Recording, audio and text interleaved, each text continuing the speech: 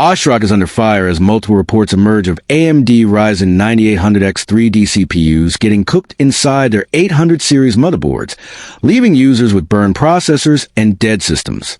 But rather than taking responsibility, ASRock claims the issue isn't a motherboard defect. It's socket debris. According to the company, motherboards sent in for testing worked perfectly after thorough cleaning, with no boot issues whatsoever. Over the past few weeks, several users have reported seeing severe burn marks on their CPU undersides, initially blaming ASRock for faulty power delivery. However, ASRock insists that these failures could have been avoided if users had properly cleaned their sockets before installation. In an official statement, ASRock emphasized that affected motherboards showed no visible VRM damage, and after removing foreign objects from the socket, the boards powered on without issue, even passing intensive stress tests. While debris could theoretically cause shorts, leading to burned components, this isn't a common issue, and many suspect there's more to the story.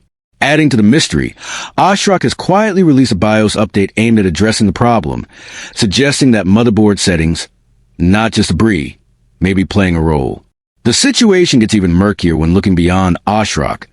Similar CPU failures have been reported on Asus, Gigabyte, and MSI motherboards, leading to speculation that the problem may be broader than ASRock wants to admit. A massive Reddit megathread tracking these failures shows no clear pattern. Some CPUs die immediately, others after days or weeks, and shockingly, one processor even came back to life after a BIOS update.